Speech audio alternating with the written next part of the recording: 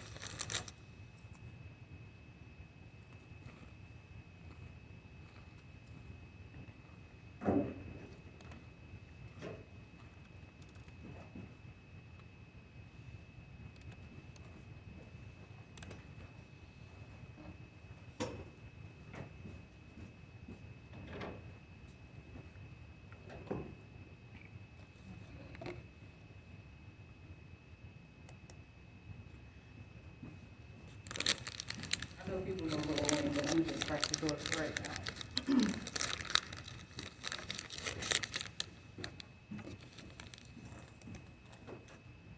I'm going to go through and just call your name. I'm pretty sure I just got maybe right, so I can say your name to you, but if you don't hear your name, just let me know so I can send it, okay? Mars, Naiya, Peyton, Laura, Lauren, Tatiana, Colin, Sarah. Is there anyone I didn't call? Caroline. Oh, I'm sorry. I was right with your name. You're Mark. I'm sorry. Everything's right. And Caroline. Anyone else whose name is enough? Okay. All right. So before we start today, just a couple of housekeeping things. This was the end of week message that we sent out. I don't know. It was like Thursday or Friday, one of those days. Did we see this? Yes. Okay. So I'm not going to pull this up every time we have class, but I just wanted to note a couple of things. So first. I put your final GIP list up there. I told you all last week if you hadn't selected your country by Friday morning that I was going to choose one for you. So that list is no longer editable. Please go in and look to make sure your name is on this list. If your name is not on this list, you need to let me know ASAP, but everyone should pretty much be up there because I use attendance. Next week will actually be our first week where we're actually doing some like GIP work. So you need to make sure that you have a country assigned to you so that when you actually start working on it, you're good to go. Does anyone have any questions about the GIP? Blackboard in general? No? Okay. The only other thing I'll mention is, one, we are not doing an in-class assignment today. I think you all deserve a break. So we are just going to have a nice discussion today about really interesting stuff. Your next in-class assignment will occur either, I'm thinking probably next week, and that's the one related to the GIP brainstorm. So when you see that brainstorm discussion board on Blackboard, do not do that unless you know that you're not going to be in class next week. Because I can guarantee you what we're going to do in class is going to be a lot easier than what you're going to be doing on Blackboard, okay? So don't worry about that right now. We'll talk more about it next week. With that being said, the lesson that we're doing today, chapter 3, is the content that will be necessary for you to know to do that first assignment, okay? So So when we get to the content, I'll tell you this is what you need to know about it. If you don't understand it, please tell me you don't understand it, because it will make the assignment so much more difficult if you don't understand the concepts we're talking about. All right?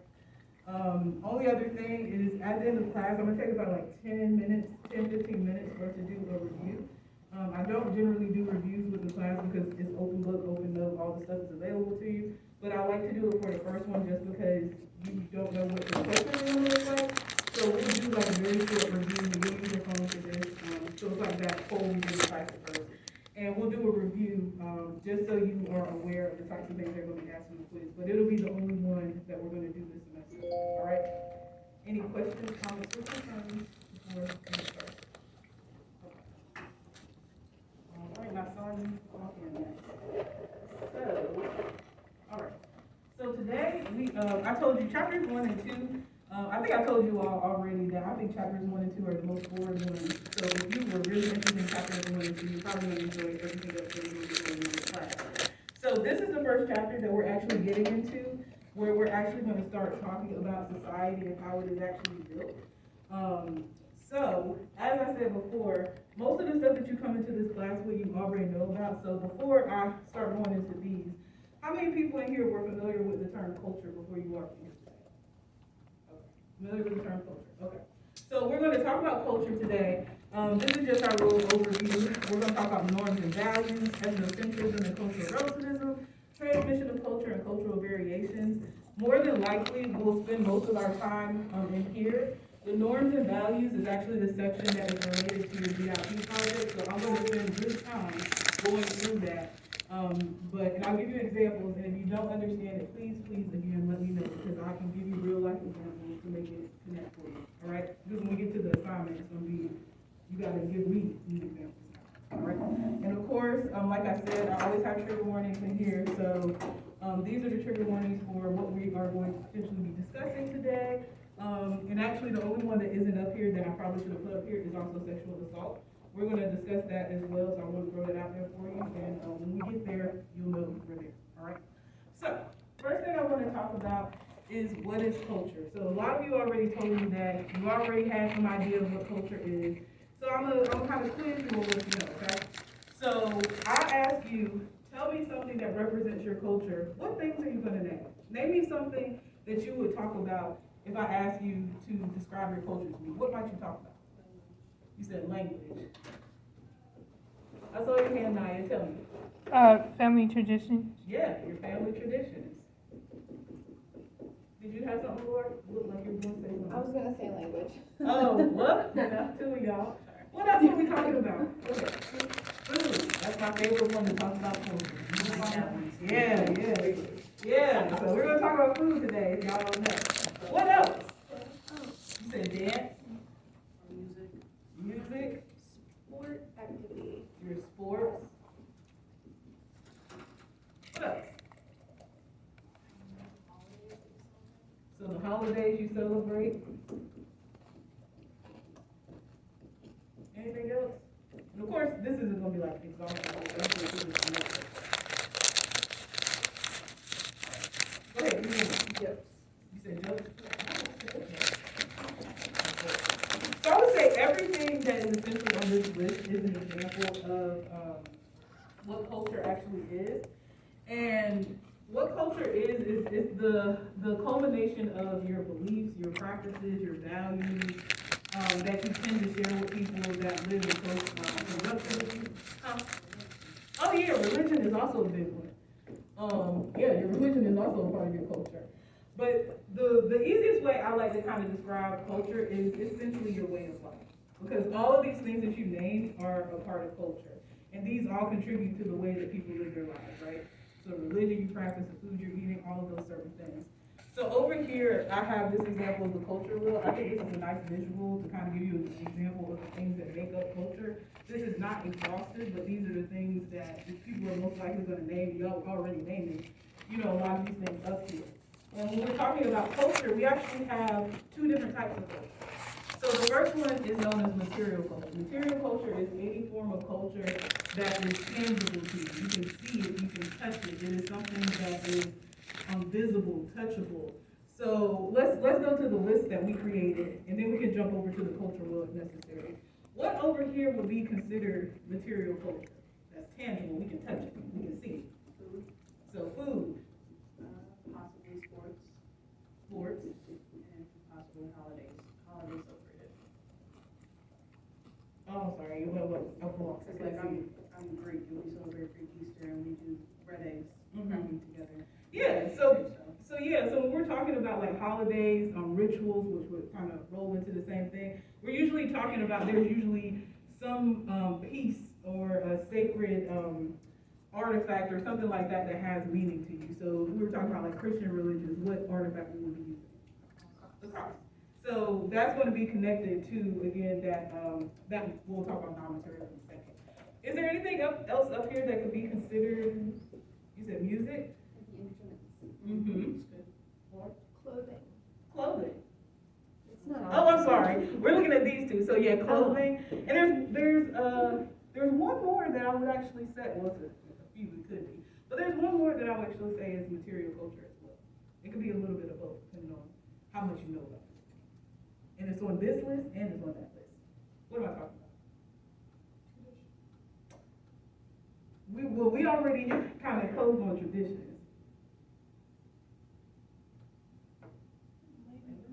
Yeah. Does that make sense? Language can be tangible and it can be not tangible, right? So these will be examples of material culture. So if I just told you that material culture are the tangible things that you see, you can touch, what might be our assumption of what non-material culture is? Intangible? You said what? Intangible? Yeah, it's letting you know it's intangible. So these are things you can't touch, you can't necessarily see. And what up here might be considered non-material culture? These things you can't touch, you can't see, but we know that they influence people's way of life. Religion. Yeah. Knowledge and stories? Knowledge and stories.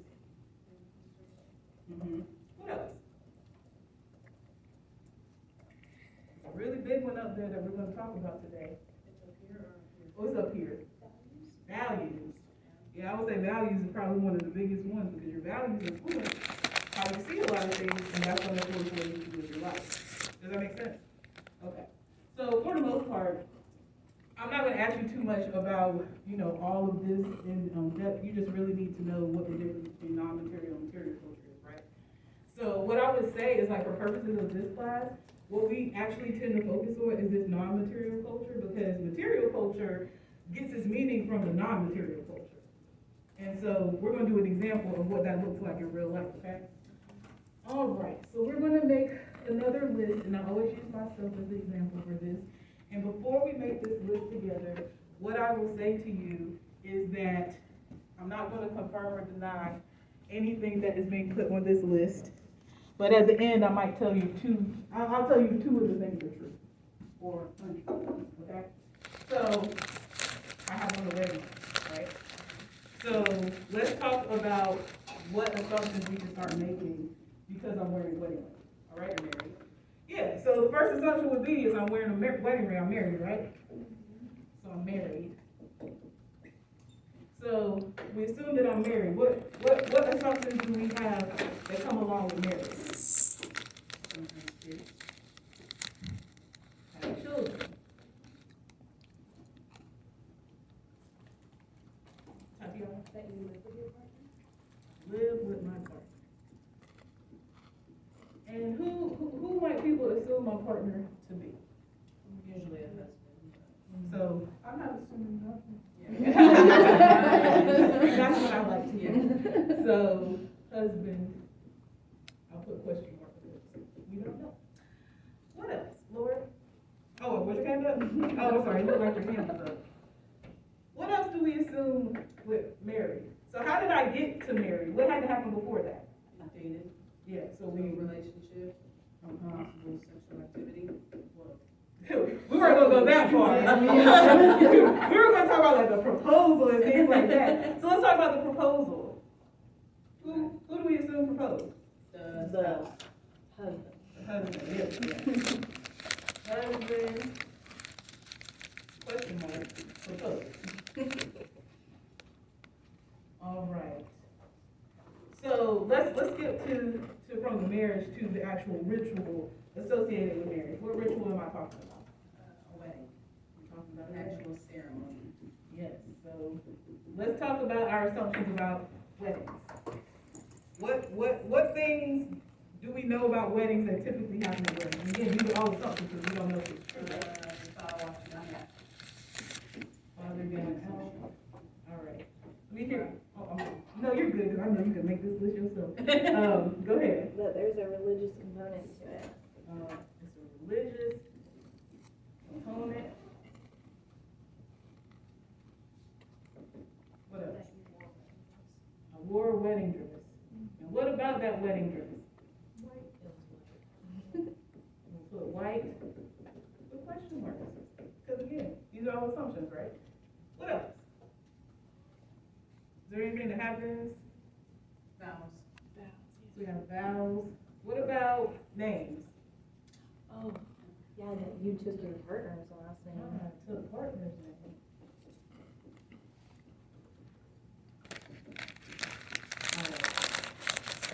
So I'm gonna stop right here because I think this is more than enough. So remember where this question started at? I said that I'm wearing this ring. And these are all the things that we pulled out of that, right? This is material culture. So you don't really know any of these things to be true. You don't really know if I'm married because I could just be wearing this just because. You don't know if I have children. You don't know if I live with my partner. You don't know if I have a husband because I might not have a husband. You don't know if I had a wedding. You don't know if my father walked me down the aisle, if it was religious, if I wore white, really any of this. So all of these are assumptions, but the fact that we can come up with these assumptions about marriage and about, weddings, these are not things that you were born knowing, because you didn't come out the womb knowing that a ring on this finger means something, did you? Oh, I saw some head nods. I was like, of course you didn't learn this. So, where did you learn this information? Where does this come from? You said where? Family. Family? Yeah, society, but what specifically in society? Because there's a lot of things that exist. Television. Social media. Yeah. School. Yeah, you've probably seen these ideas, presented in a variety of different forms, probably in a very particular way. So when you're seeing weddings, you usually see a woman being walked down the aisle by her father, right? In a white wedding dress, and extravagant, sorts of things. Yeah. So we see these things over and over again, and that's how we kind of learn to associate it with this. So the only thing that I will answer for you is that I did not wear a white wedding dress. I do have a husband, so this is correct. And it was not religious. Right? So, not that any of all of this stuff is true, but I was just pointing out a few of those. And so this is really how we can start to understand the influence of the non-material culture on material culture, because again, at the end of the day, I'm just wearing a ring. Like, objectively, that's all that's happening. It's the things that happen in society that essentially teach us the meaning for different things.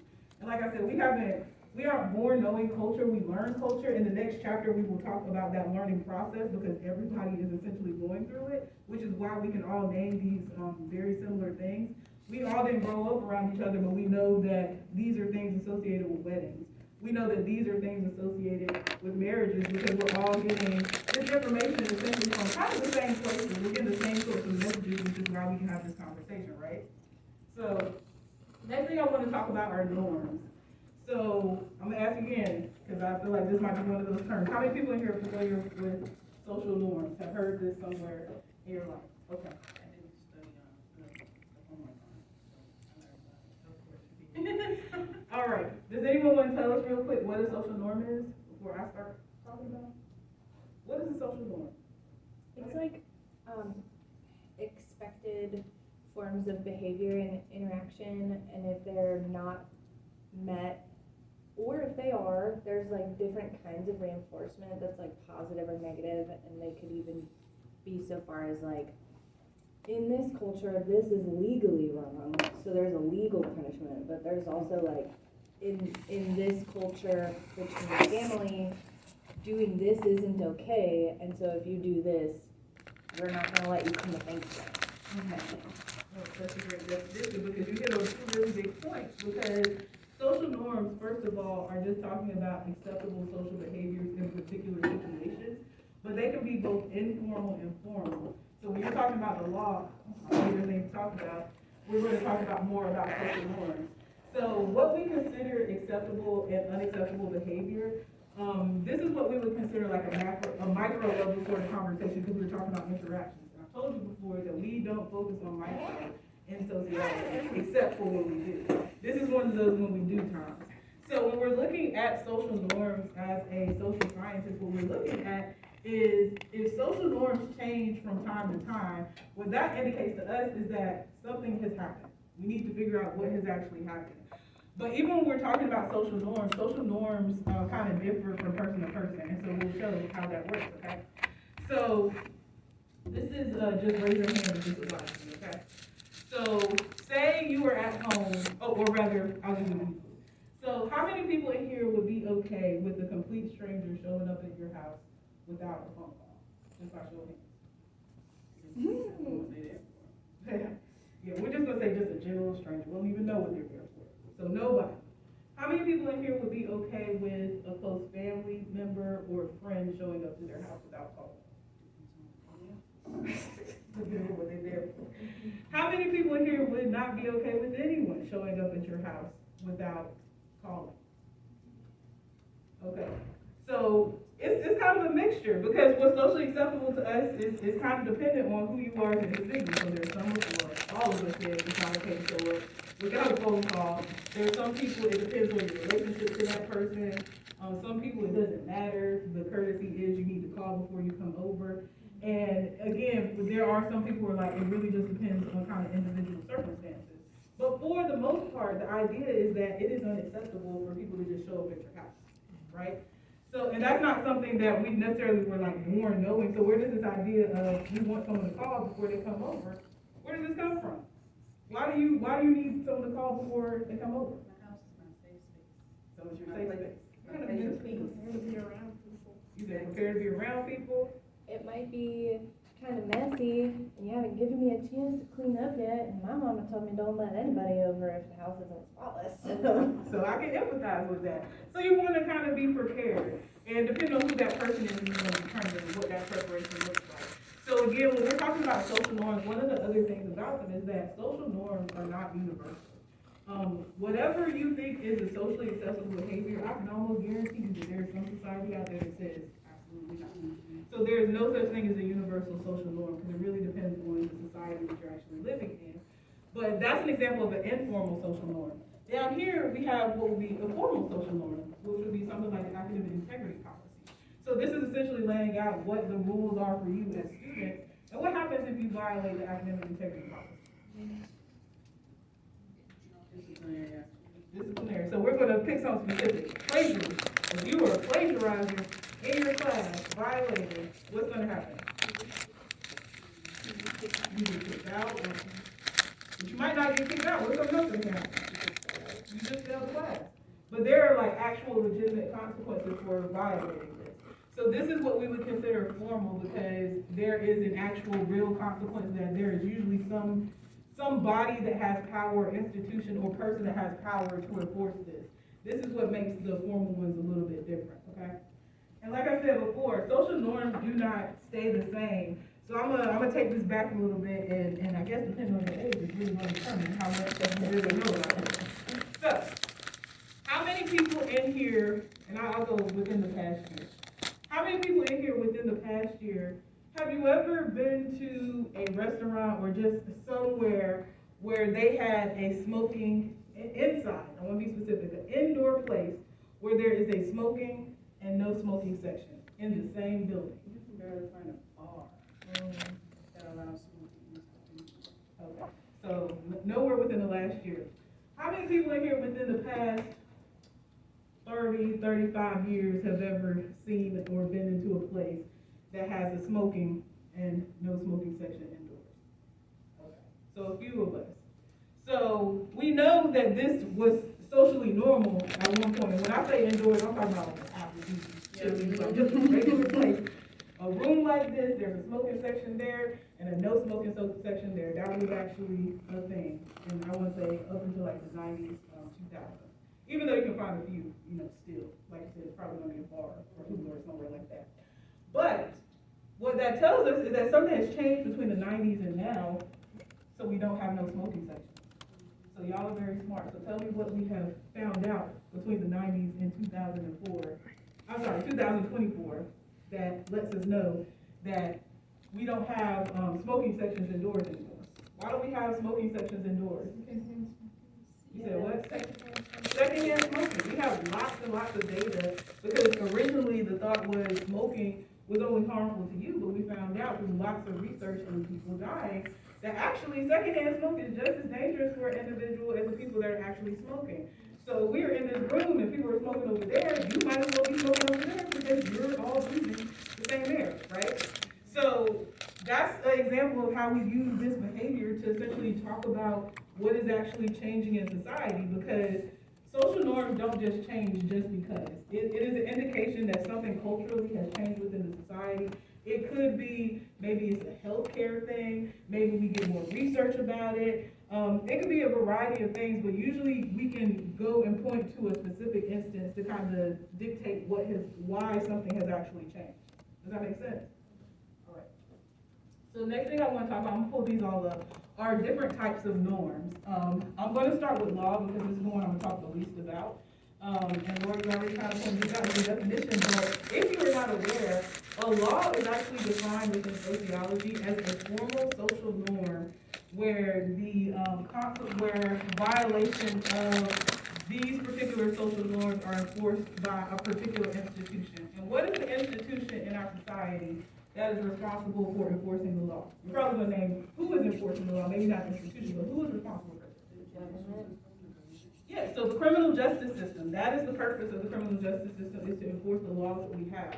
And laws are simply social norms. But I'm not going to go too far into that because we have a whole chapter to talk about this, okay? But that's the one thing to remember about a law, is that a law is a formalized social norm.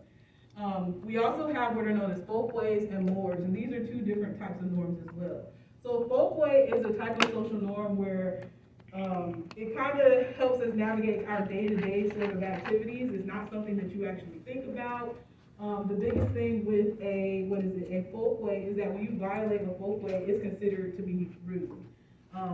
Yeah, that's probably the big frowned upon. Yeah, it's frowned upon. So I'll give you some examples of frowned upon behavior. You go to the store and there are lots of people waiting to check out at the grocery store. What are you going to do? You're going to wait in line, right?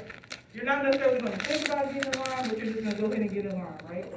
So you're standing in that line where you have been waiting for, we'll say, like 15 minutes, and someone else comes along and wants to buy their stuff, and they jump right in front of you. How might you respond to someone jumping in front of you after you've been waiting 10 minutes in line? You can jump in front of them. Say something. Yeah, say something. Most of the time people either ignore it and just be there mad, or you might be a more confrontational person and confront them, and how that confrontation looks. It really depends on you as an individual. But most people would say that this is a pretty rude behavior. You're not necessarily, I wouldn't say it would necessarily start a fight or anything like that, but people are probably going to be upset about this behavior, because the idea is that you were expected to wait in line if there are a lot of people. And we weren't born standing in line. So how did you learn to stand in the line? Yeah, so school. So kindergarten, lining you up, walking you from class to class, that was your introduction to standing in line and what you're supposed to do. Because when you're doing stuff now, you probably don't even think about it. You see a lot of people and you know, I go and get it into this line. It's not something you really have to think about. And again, if you violate that, that would just be considered rude. Another example is if you get on the elevator. The idea is if you're going to face this way, you face this way. If someone gets on the elevator and is staring at everybody in the elevator, that might seem kind of weird, right? You might consider that rude. Why are you standing like that? But it's not something that's necessarily going to assassinate your character or anything. It's just something that would be, this isn't what we are supposed to be doing. That would be another example of a social norm. Down here we also have mores. And I like to describe mores as the consequence for a more is more serious. That's kind of how I think about it. And a social norm that is considered a more will be one that is related to kind of a moral conduct. So if you violate a social norm that is considered a more, then the consequences for that look a lot more serious. Not necessarily like you breaking the law, although it could be breaking the law, but it just tends to be more serious. So the example I have up here is, we're going to say that these two people male are married, okay? So if these two people are married, what would this picture be a representation of? Cheating. Yeah, and in United States, if you commit adultery, what might be consequences of it? Divorce, right? Alimony. Friends don't want to talk to you. Yeah, because the idea with this one is that when you engage in behavior like this, and you violate this particular social norm, the idea is that this is an extension of your character. Because if you're engaged in this behavior, the idea is that you morally have something that is an issue with you. And I think, I don't know who said it, but like, yeah, your friends might not want anything to do with you. There are legal repercussions to this, which lets us know that this isn't just about being rude. This is about something that our society takes, pretty seriously. In North Carolina, just a fun fact about North Carolina, this is one of the states where if you are married and someone in the relationship is engaging in adultery, you can actually sue the person that is the outside partner. That's not the same for like every single state, but that is the law in Like North the Carolina. person, like your spouse or the person they are cheating The with? person you're cheating with. I'm sorry, I probably should have told y'all that. Well, alienation of affection. Yeah, so that's how we know that we take it pretty seriously, because it shows up in the law, right? All right. So the next thing I want to talk about, as far as non-material culture, are values. And so when we're talking about values, okay, sorry, I was looking at time. When we're talking about values, before I pop this up here, I want to differentiate between a value and a social norm. So when we're talking about if social norms are the acceptable behavior for people in society, the values are essentially the criteria for which we assign social norms. So this is how we decide, this is the good behavior, this is the bad behavior. This is the criteria that we set up here for, okay? And we look at values within societies because values tell us a lot about the society. So societies are really talked about based on what they actually value and how they, I wouldn't say how they treat people because that's questionable when we start looking at history. But when we're talking about values, values let us know why we consider some behaviors socially acceptable, why we consider some social behaviors not socially acceptable, okay? So this example that I'm about to give you, my recommendation to you would be, if you would like to take notes on this, even though I'm going to give you this stuff, because this is a value that you can actually use. You may be able to use it in your GIP project, okay? So I'm giving you a value. This isn't is this a value? This is absolutely a value within America. So the value I want to talk about is modesty. And I'm not sure how well you can actually see this picture, so I'm going to read you what the words actually say going up the leg, okay? So we have someone holding their skirt up, and down here, the words start with matronly, then we have prudish, old-fashioned, proper, what is this, flirty, cheeky, provocative, asking for it, slut, whore, all right? So what do we notice as the skirt gets shorter? What happens to those words? Get more, what's the word I'm You said you get mean. looking for? But, yeah, like, shameful. Yeah, we start placing judgment. So we can see that as the skirt gets shorter, this is considered bad because these are negative connotations being associated to that, right? So if we're talking about modesty, I haven't given you a real definition of it right now, but if I'm telling you that modesty is a value within the United States, and I just showed you this skirt and skirts being shorter, what are we talking about right now? Because remember I said modesty is the criteria for which we decide what is good versus bad. Yeah, so it is related to gender. But what are we talking about when we're talking about modesty? Go ahead, Laura. Purity? Like sexual purity? We are talking about purity. It doesn't necessarily have to be sexual per se, but we're really talking about the idea of covering up. Does that make sense? So we're talking about this idea of covering the body is a good thing, not covering the body is bad. Does that make sense? So the social norms that are going to be acceptable are going to be related to covering up your body. The ones that are going to be bad are going to be related to not covering your body. Does that make sense? So the value of modesty tells us how we expect people to behave, because modesty says that covering your body is good and not covering your body is bad. All right? And the thing about values is that you're going to see them over and over again within society. So the two examples I'm about to give you, 100% sure that you're going to know what I'm talking about. So it will be unsurprising. And to your point, Rebecca, yes, this is also a gendered conversation because the idea is that there are certain groups of people that are expected to cover up and others that are not necessarily expected to have that same behavior. Does that make sense? So the first thing I want to talk about how we know that modesty is a value within our society is I'm actually going to use schools. I mean, we could technically use jobs, but we're going to use schools. What exists within schools that let us know that we have the expectation for people to cover up? Go ahead, name it. Dress codes, right? Dress codes. And so I'm going to show you some dress codes. Before I even show you the dress codes, I bet we can name what we're going to see in them, right? Because the dress code is a dress code regardless of where you are. So what are we going to see in the dress code? Tell me one thing that we're going to see that dress code is going to say related to covering up. Shorts, fingertip length. Naiya. Tank tops. Can't wear tank tops. 3 fingers wide. Go ahead.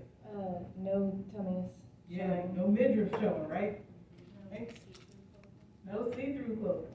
Nothing too tight. Nothing too tight. I don't know how to say the right words, but like if you have like larger breast tissue, that's going to impact whether or not you're considered if you're violating dress code. You know what? I didn't put the list up today, but you actually made a point about how body type is also another social identity, because depending on what your body looks like, it's also going to determine whether people are saying that you're violating, that particular dress code. Because a certain body type in leggings may not be pointed out, but another body type might be pointed out in those leggings. Does that make sense? So it also depends on, again, the way that you're shaped. So when we're talking about these dress codes, we just are talking about it right now, but we're actually going to look at them to see how close we were to what we're talking about. So this is the Winston-Salem, Forsyth County dress code. So I'll just read through some of the ones that match up to what we're talking about, okay? So we have, let's see, clothing exposing a student's bare chest, bare back, and bare midriff. So you already said stomach. All shirts and tops must have straps or sleeves. No spaghetti straps or tank tops. No see-through clothing. Shoes. Shorts or skirts not allowed. A good rule of thumb is that they should be at least mid-thigh length. And even that is questionable because our bodies are built differently. So someone might have long legs and short arms, and now all of a sudden you can't wear it because your arms don't go down as far as they expect you to. Undergarments may not be shown. So this is Winston-Salem, Forsyth County. But I also want to show you one from where I'm from. I'm from East North Carolina. I'm showing you this one because this is a school system that has uniforms. So we're also going to see how it shows up when we tell people wear uniforms, and we're also still expecting modesty. So we have, let's see, it's already highlighted. Dresses, shorts, sports, skirts, and jumpers must be of modest and sufficient length. And I actually can stop there because it literally has the word modest in there for you and sufficient length. That is a subjective statement to make in a dress code because modesty is kind of an individual thing. Does that make sense? Because what I consider modest may not be what you consider modest. The teachers may not consider what you're wearing modest. So even when you say something like that, it's vague enough that anybody could really be caught within that dress code. Does that make sense? Does this look like the dress codes that y'all were familiar with? Yeah. So even though we're talking about it with gender, I want to take it a little bit further because this is also related to kind of this idea of like gender norms. Because if a man shows up, wearing a short skirt or a mini skirt, he might be in violation of the dress code. I would even say a short skirt. He could wear a knee-length skirt, but he might be seen to be in violation of the dress code because the idea is that men are not supposed to wear skirts, right? I mean, not saying that that is true, but I'm just pointing out that that is the expectation that people have. Go ahead. I've also seen hair is a really big thing because I've seen a lot of news stories about like there was a wrestler who was a kid in I think Texas, and he had braids, and they were like, you need to cut your hair. You're in violation of the dress code. Yeah, and I was going to add that because race also shows up. Race and ethnicity also shows up because you don't have to explicitly say that you were targeting a group of people to be targeting a group of people. Because if people say that like, oh, well, you can't have any hairstyle that is not professional, we use that loosely, what does professional mean? Who are we basing that against? Because there are people that can't wear braids to work. There are places I might go where my hair is not considered normal. People with locks still experience, discrimination of their hair. People who wear head wraps, if we start saying like, oh, you can't wear a head wrap, that might affect Muslim students. It could affect other people of other cultures that also wear head wraps that are cultural garb for them. So when we start talking about these dress codes and those sorts of things, these are really great examples of those social norms, because who is this socially acceptable for? Who are you saying that, or we might say like, you can't have any wild colors in your hair, even though what does that have to do with your learning? Does that make sense? So somebody is arbitrarily making up these rules about what you were supposed to look like, and generally it comes from like these dominant sorts of ideologies, these dominant sorts of identities, which we'll, kind of discuss. So like I said, we know that modesty is expectation because we see it written through all of our dress codes, and we start that with children.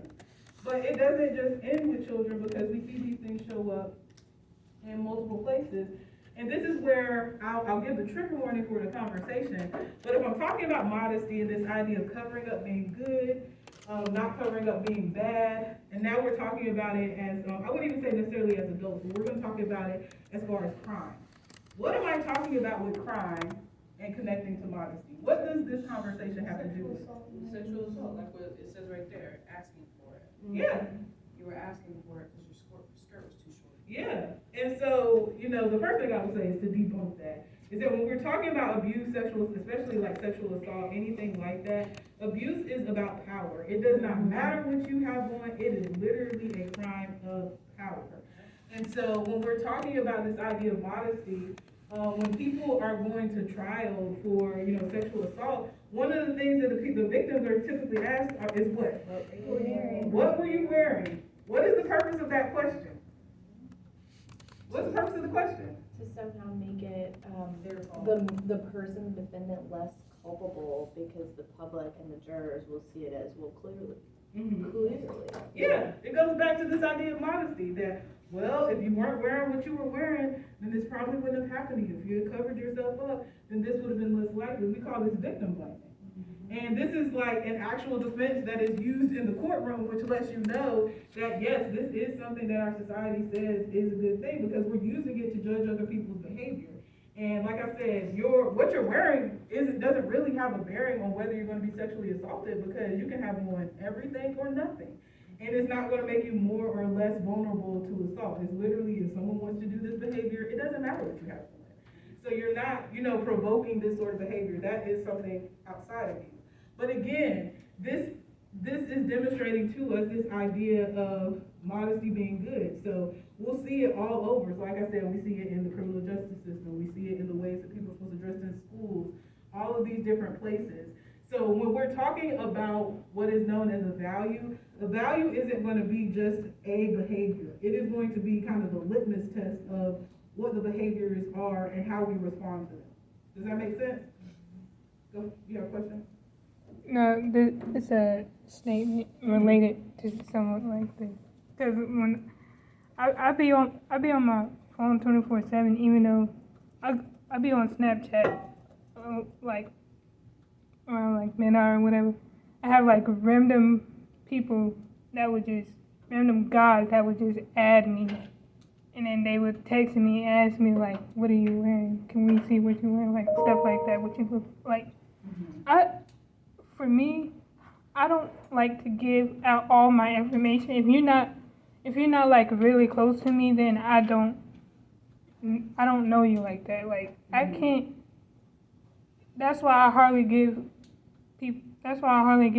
people that I barely don't know. Like I don't give a whole lot of people my Snapchat or my number or my Insta or whatever. Oh, like, yeah.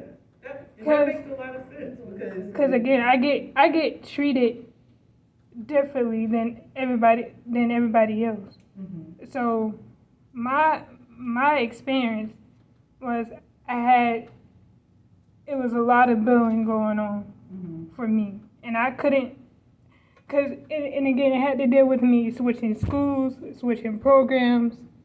It was hard for me to find an actual program to be in. Mm-hmm. And so it was I had a lot of struggle with myself. And so my like, I don't know what's the word for it, but it's like how I feel is just so much. I can't even like want to even try to talk it out to some people. Like sometimes I can't even talk it out to my own family members. that I have that's out. Even people from South Carolina, I can somewhat talk to them, but half of the time I can't tell my whole family member stuff like that because they think that I'm doing something wrong, but I'm not. It's the other people that always coming at me, bullying me, saying stuff about me, and it's. Oh yeah, and that's actually a pretty common thing with like the most marginalized people tend to be the ones that are experiencing the least belief in what is actually happening to them. So thanks for sharing that, Naiya. Let's go ahead, Laura, then I'm gonna move on.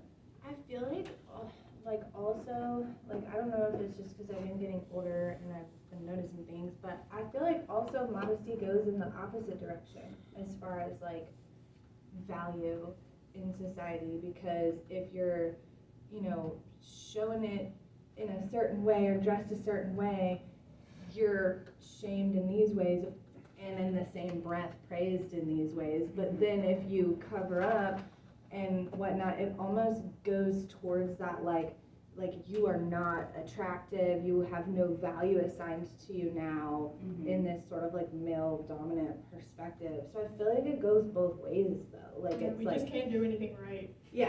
I mean, it's one of those like catch-22s. It's always going to be a contradiction. When you're talking about like these systems, it's always going to be a contradiction because the systems themselves don't make sense. So the outcomes aren't going to make sense. So yeah, thank you for pointing that out.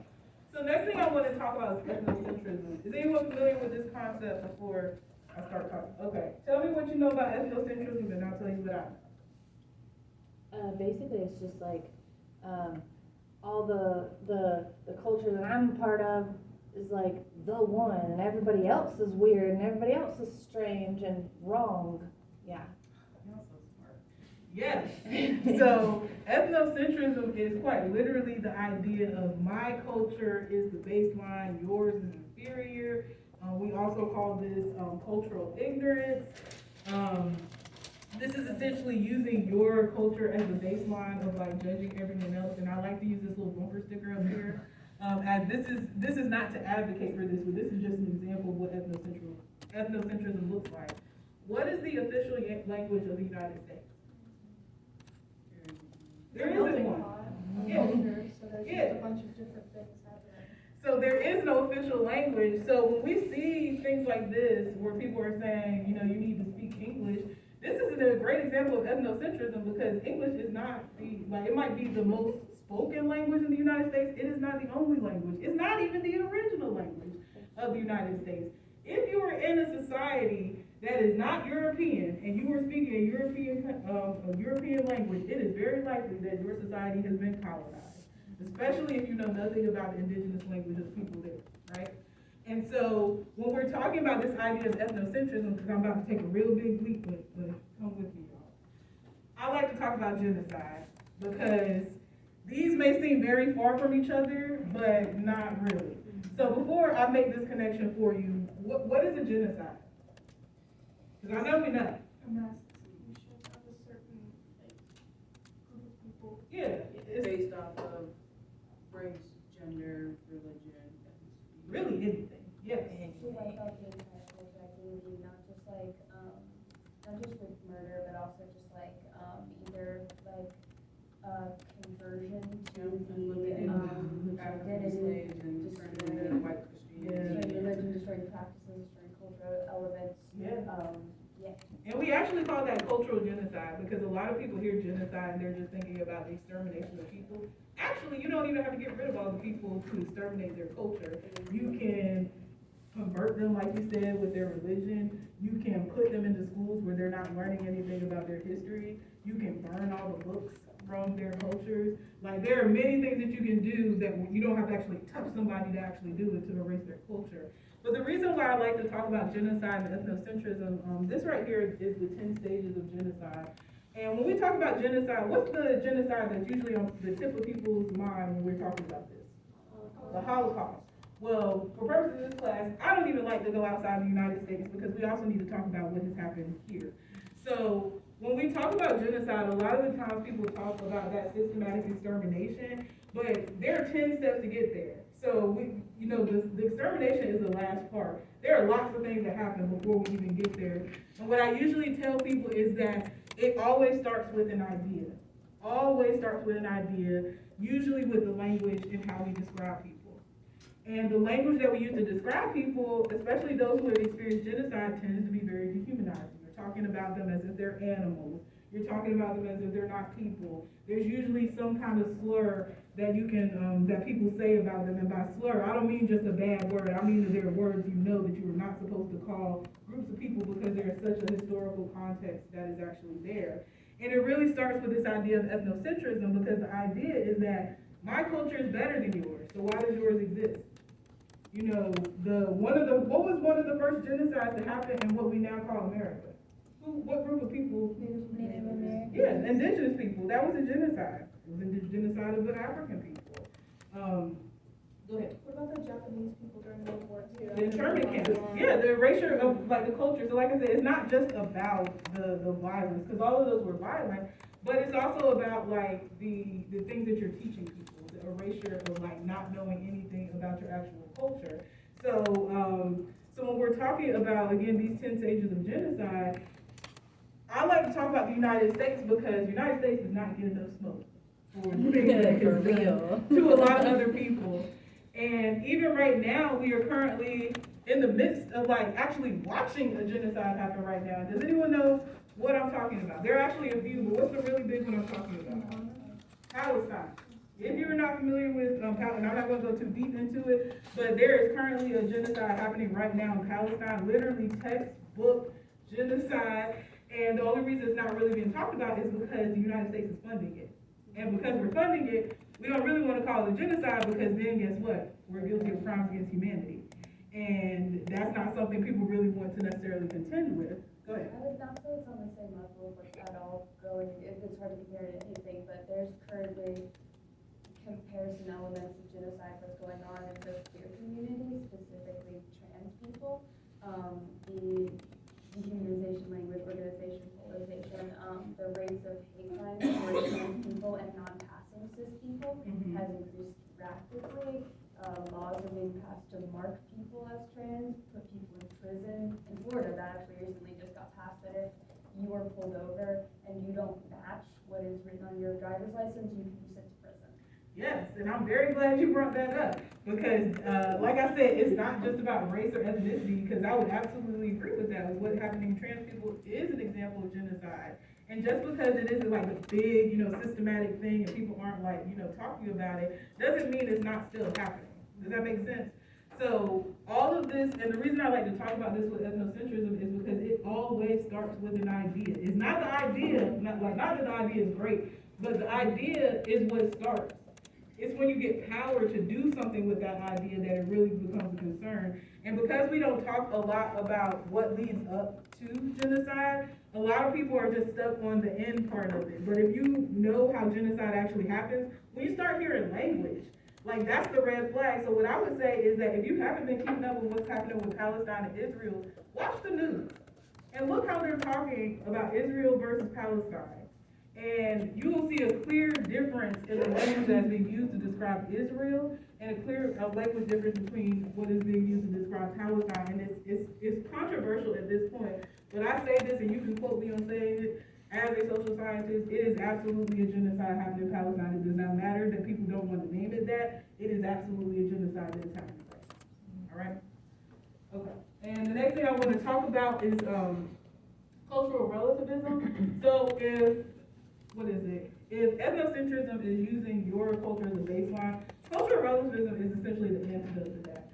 So essentially, when you're looking at other cultures, you're not using yours as a baseline to kind of judge everybody. You're actually learning about that culture to understand why they're actually engaging in that behavior. An example I have up here is I have some Muslim women up here.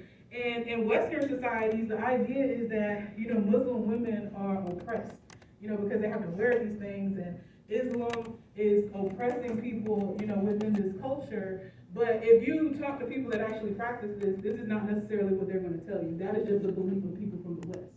Does that make sense? Because if you talk to Muslim women, they're like, of course you're going to have some people that are going to say, like, yes, we feel oppressed.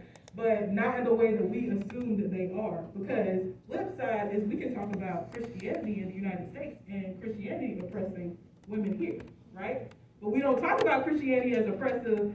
We talk about it now, and you're in the sociology class, so clearly we know. But generally, people are not talking about the way that Christianity oppresses gender as well. But we focus on Islam because, they're doing all this stuff over there. And that's really because it's just different from Christianity, and we're using this usually as the baseline. Does that make sense? All right. So next thing I want to talk about are cultural tools, and I'm going to show a short video after this. So when we're talking about kind of differentiating culture within different societies, we have these two concepts known as cultural universals and cultural particulars. So cultural universals are things that if you go into any society, it doesn't matter what society we're looking at, these are things that will always be the same. Well, not always be the same, but every society has this because it's meeting some sort of human need. So it doesn't matter what society we're talking about, they're going to have this. So I have a picture up here of an example of a cultural universal that you're going to find in every single society. What's happening here? Cooking. Cooking. And what human need does this meet? Food. Feeding. Yes. Feeding. Food. Because no matter what society you're going to, people have to eat. So there's going to be some version of cooking. That's a cultural universal. So it doesn't matter what society we're looking at. But what would make a cultural particular, these are the things that differentiate different cultures. And this is where that culture wheel comes in handy. Because the seasonings that you use with your food, that's cultural. The tools that you use to cook that food, that's cultural. The techniques that you use to cook that food. Even the foods that you're actually eating, that's a part of your actual culture. Does that make sense? So, to give you an example of a cultural particular, first of all, don't say if you know what this is. Has anyone ever heard of a cooey? Okay, if we haven't heard, we're about to find out. That little baby cow. Yeah, okay. So I'm going to ask you real quick because I'm going to show you what this is. But what do we think a cooey is? And please don't look this up. If you do look it up, just don't say nothing. It's a baby something. It's a baby something. It's a baby. What else do we think that this might be? I'm going to show you a short video. We're not going to watch any animals being harmed, just FYI. What do we think that this is a picture of before I tell you what this is? We have baby something. I'm going to take two guesses. Give me a guess. A dog? We think it's a dog. All right. Anyone? A rodent. I'll take one more, and then I'll show you a video. Okay, well, keep it to yourself, okay? All right. So I am about to show you a very short clip, and like I said, no animals are harmed in this, but you will know what it is. All right. With a fistful of herbs and a leg full of bruises, it's off to the family kitchen to get cooking. Beautiful. Oh boy. Where is this That's at? extraordinary, this place. And that there, that's obviously the stove. Oh, what's that? Guinea pigs. Look at them. In the Andes, guinea pigs are known by a different name. Dinner. Look at that. Actually looks delicious. I mean, seriously. The fact is, the light wasn't running down there, the ball wasn't hanging off the wall. And guess who's next in line? That fag over there. All right, so class, what is a cooey? It's a guinea pig. It is a guinea pig. Yeah, I love watching stuff like this. So when I came across it, I was like, I'm gonna show this to the class, and I've been showing it ever since. Okay, so let's talk about this, okay? So now that we know what cooeys are, let's talk about how we describe this, okay?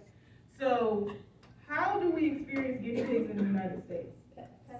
Pets, right? We get them from the pet store. Has anyone in here ever seen a guinea pig running wild? No. Okay. Nobody? I watched G-Force.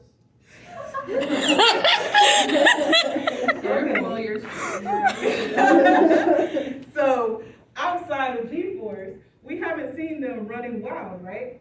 So our experience with guinea pigs is that of a pet, right? So what we were looking at, cooeys were actually, that video was in Peru. So in Peru, cooeys are actually an indigenous food. They run around wild, as you pretty much saw. So they run around wild. You can essentially think of them as like livestock. They're chickens.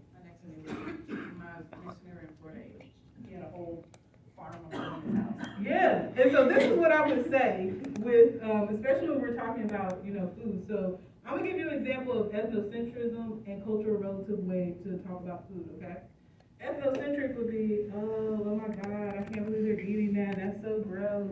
And if that sentiment comes from, well, these are pets in our society, how can they eat something that looks so cute? That's ethnocentric, because that's not how guinea pigs are experienced within Peruvian society, right? So we're saying that they're pets here, so they should raise them as pets there, because that's how we do it here. That's ethnocentric.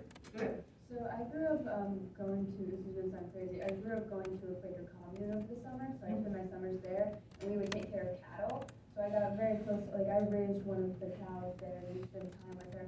Cows are basically really big dogs, and so that kind of in my head went like, with this conversation of like, how could you do that? Once you spend enough time around an animal, it's like, I can't kill Milky White, I know her, she's a big girl, like. Yeah. I So feel like, the same way about cows, but chickens, chickens are kill awesome. all chickens. They're assholes. Oh my They goodness. eat the babies. The chickens love eating scrambled You don't eggs. know It's fear favorite. until you're chased by a They're chicken. mean, they're mean. Yeah. So we're clear that kind of how we see the animals in our society is dependent on how they show up within our society. So like I said, the ethnocentric way would say, oh, this is gross, but cultural relativism would say like, I know we don't eat this here, but this is actually an indigenous food they've been eating for centuries. Guinea pigs are not pets in their society, so it makes sense that they would be eating guinea pigs even though we don't eat them here. Does that make sense? And on the flip side, there are a lot of like food, there are a lot of types of food that we eat that we see as completely normal, but in other parts of the world be like unacceptable. Like there are some parts where eating pork is considered abnormal or indeed. Yeah. In India, cows are sacred. Go ahead. We were talking last semester in biology class about eating bugs. Yeah, And it's a like big studies protein about source. eating bugs and how like Western culture is one of the like only cultures That that do not eat doesn't eat bugs. They Yeah. make bugs in the food, don't lie. Yeah, or purpose, like they're not letting us know. And so what I would also say about this is, so it's two things, because food is going to show up again later, because there's also a connection between racism, how we talk about food as well. So we're going to see that a little bit later. But also when we start talking about like this idea of like veganism or like treating, animals. So this is what I would say, is that understanding indigenous culture means being indigenous means that you have a relationship with the land. And when you're talking about the ways that animals are treated, most of the time you're talking about Western culture. You're not talking about indigenous culture, because indigenous people generally have very close relationships. They're not just killing animals to sell them to people to make money. They usually respect the land. They respect the things that they're killing. There's lots of tradition around like them dressing the foods that they're actually eating. So even when we talk about like, we can't kill these animals, there is a deep respect in indigenous communities for life and the things that they're actually killing. So even kind of trying to say that, well, if you're killing animals, that's immoral, that's also kind of ignoring that indigenous people do not have the same relationship with animals that a lot of people in Western cultures do. Does that make sense? Mm-hmm. So and I like using food as an example, because if you have a hard time understanding or not being ethnocentric when you're talking about people's food, what happens when they have different religious beliefs than you? When they have different gender beliefs than you? When they have different values than you do? Those are things that are a little bit more complicated when we're talking about culture, right? Or what if they have different views on relationships? So maybe monogamy is not a thing within that culture. And because it is a thing within our culture, we see monogamy as the end-all be-all. Does that make sense? So when we start talking about other cultures, what I usually say is the best thing to do is like, you have to be able to take a step back from your own culture and really figure out, am I making these judgments because I know something about this culture, or am I using my culture to create a baseline of what I expect all these other people to do? Does that make sense? So I would say kind of the biggest thing, especially when we're talking, as we get into these conversations about other cultures, is to always remember that when you are a part of a culture, it almost becomes invisible because you're a part of it, so you don't really think about it anymore. But then when you start experiencing things like outside of your society, those things look quote unquote weird. And I'm glad you brought up Carolina about like the food, because again, like even just within the state of North Carolina, we don't even have to venture too far out. There are things in North Carolina that people are eating that, depending on where you're from, might sound weird. So I'm from Eastern North Carolina. Squirrels, raccoons, you know, a lot of, possum. Like, those things are normal, like, where I'm from.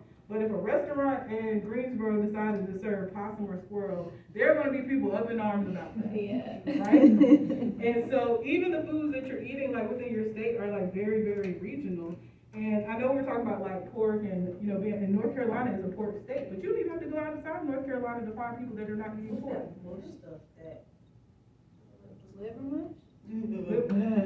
But see, that depends. It depends. Florida, a lot of this stuff is weird. Hey, but I'm sure there's some weird stuff in Florida too, because Don't they eat gator? They do. see, just that quick. So as soon as you say that someone else's stuff is weird, it's like, well, where are you from? Where y'all from? Because we can always say the same thing about where you're from. Chicken. Does that make sense? I've had shark tacos before, that's right. Yeah, I've had like quite a few things, and I will say that I absolutely would eat cuy just based on what I've heard about it. I know, you know, there are people that are like, no, I wouldn't. I would definitely eat it because I have heard it is the best tasting meat that you can actually get. But you know, that's just what I heard. Yes. Go ahead, Naiya, and then I'm gonna wrap this up for the. Even though I'm not from South Carolina, even though, because I'm from Georgia and my dad is from South Carolina, so every time we go down to South Carolina, my auntie will have crabs, shrimp, all kinds of seafood. So I will go down to South Carolina to eat seafood. Sometimes, and here in North Carolina, I would go to like a Chinese restaurant to eat Chinese food because, for example, Chinese people, they eat like spring rolls, dumplings, all that kind of good stuff. So for me, I like to try new food. And so that's why I want to travel like to New York, all them like different places to try new foods and stuff, because that's what I like to do. Oh yeah, that's an excellent idea because usually I tell people you want to learn about culture in a way that's like not that's not going to be like difficult or like challenge you too much. Go to different restaurants. Like you literally can just try food, and then when you start researching about food, you'll probably find out a lot about that culture, because even if you trace the history of like the banana, like you'll find out there are wars started over like these actual foods. The Chiquita Banana Company, please look it up. You can actually find out a lot of things just by looking these up. All right, so I'm going to stop here, but I'm going to take time for us to do this really quick review. So, per usual, have my little QR code. You just need your phone, or you can use your actual, computer, and yeah. And these are just examples of the types of questions that you will have to answer on the actual test, just so you are aware of the types of things that I'm going to be asking you, okay?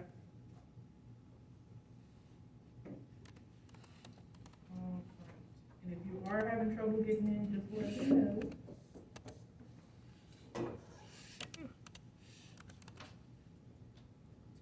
All right, and I know some people came in late, so if you did come in late, make sure you come so I can get you on attendance before you leave. But just to FYI, while people are trying to get into here, the first test is going to open up tomorrow at 8 a.m. It is online. The due date for that test is the 31st, which is the end of the unit. However, you can turn the test in after that up until the grace period. So look on your course calendar to see what the grace period date is. If your test isn't in by that date, you will receive a 0. If you haven't taken it by the 31st, I'm going to go into the grade book and put the 1 in the grade book. And remember, the 1 just means that I know you haven't done this, please go back and do it, just so you know how it impacts your grade. Go ahead. Are most of our assignments like in smart book? No, the smart book is only one type of assignment. We also have the in-class assignments, which we've been doing. We also have the test and the GIP assignment. So there are 4 different categories of assignments. But yeah, so the tests are always going to be online. We do not take tests in this classroom. I have not given a test in class for years, and I never will again as long as I don't have to. So they will always be online. If you have accommodations, I've already put them in. If you want more accommodations, please let me know, because I can definitely make adjustments to your testing. And yeah, so I'm going to go ahead and start, okay? So first question, who is responsible for coining the term sociology? I told you you don't need to know a lot of people, but this is one of the people you need to know.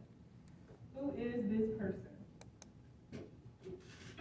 And I I'm gonna let it go down to about 10 seconds because I wanna respect y'all time and get you out on time, okay?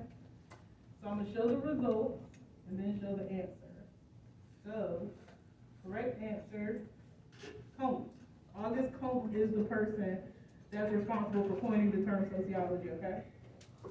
The study of society from the perspective of a broad spectrum of sexual identities is known as what? Your hint for this, well, actually, I ain't gonna give you no hints because you know. No hint. And I'm gonna show the answer in about 5 seconds, or rather what you said. All right, and the correct answer is queer theory. We did not talk about this in class, but if you know what queer means, then this should have connected for you. A study of birth rates among the populations of Mexico, the Philippines, the U.S., and Haiti is an example of what? Macro or micro sociology? Macro or micro sociology? And I'm about to show your results and then the answer. All right. Macro sociology. Good job. Which of the 3 major theoretical perspectives or theories discussed in class would be considered micro level? Which one of these would be considered micro level?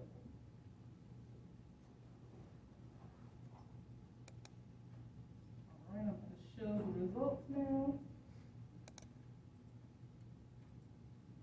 Interactionist. That is the only micro level theory that we have had a discussion about. And remember, interaction is talking about interactions between each other. That's your kind of key. So that's micro.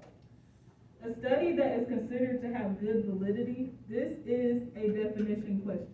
This is asking you, what does it mean for a research study to be valid or have good validity? What does that mean? And I'm gonna let this one run all the way down because this tends to be the question that gets every single class. So we'll see. We'll see. And don't worry, I'm gonna tell you the right answers. All right. Y'all did with the same? Okay. Measures what it claims to measure. If you select it has consistent results, what is that a definition for? Does anyone know before I tell you? It's not validity, it's the other one. Reliability. Yeah. Do you remember that? To be reliable as a research, that means that you have consistent results. If your research is valid, that means it measures what it claims to measure. So just make sure you don't mix those two up, okay? All right. Which sociologist is known for their studies on suicide?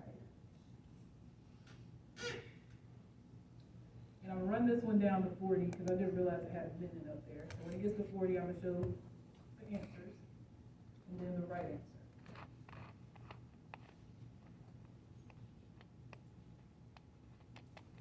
Durkheim. Yes, Durkheim is, he actually wrote a book about suicide. Yeah. Do teenagers' phone use before bedtime affect sleep? What is the independent variable in this question?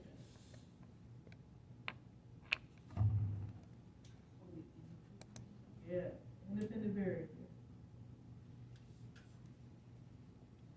And I'm about to show that. I'm gonna let this one run all the way down as well.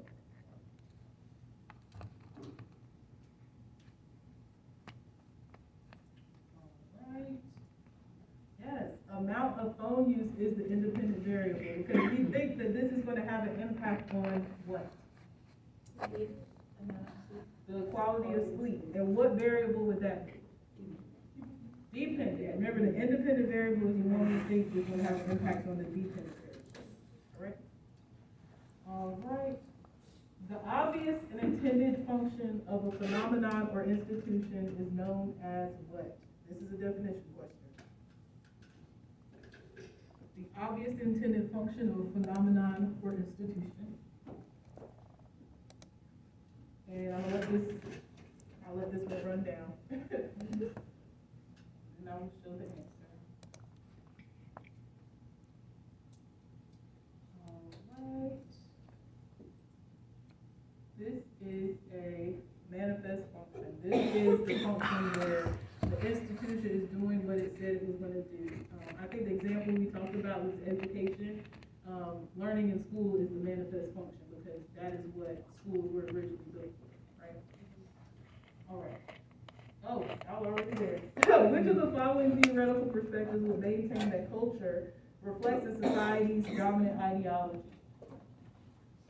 I'm gonna show this one at 10 seconds.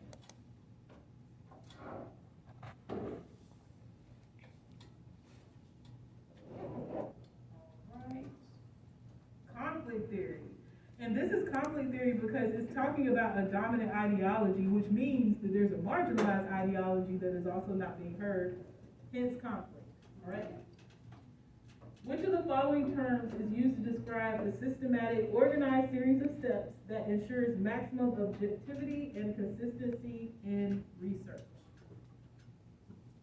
I'm going to show this one at 10 seconds.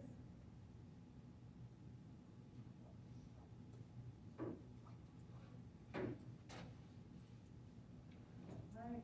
Yes, this is the definition of the scientific method. All right, this is the last question, so we got it while we're back, okay? A baseball arena, a skateboard, a burger, and a smartphone can all be considered examples of this. This is we talked about this today in class. I'm gonna let this one run down before I show you the answer, okay?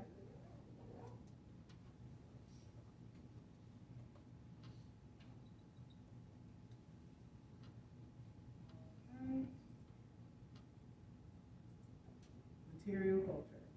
All right. So how are we feeling with okay. So if you felt pretty confident with these questions that were asked up here, I would say that you probably don't got too much to worry about with the test, but just remember it's open book, open note. Yeah, that is all I have for you today. It's online. All tests are always going to be online. If you came in late, please come up and make sure I get you marked for it. I realize I didn't read between the lines, oh. And I ain't blind, had to open up my eyes to see it all.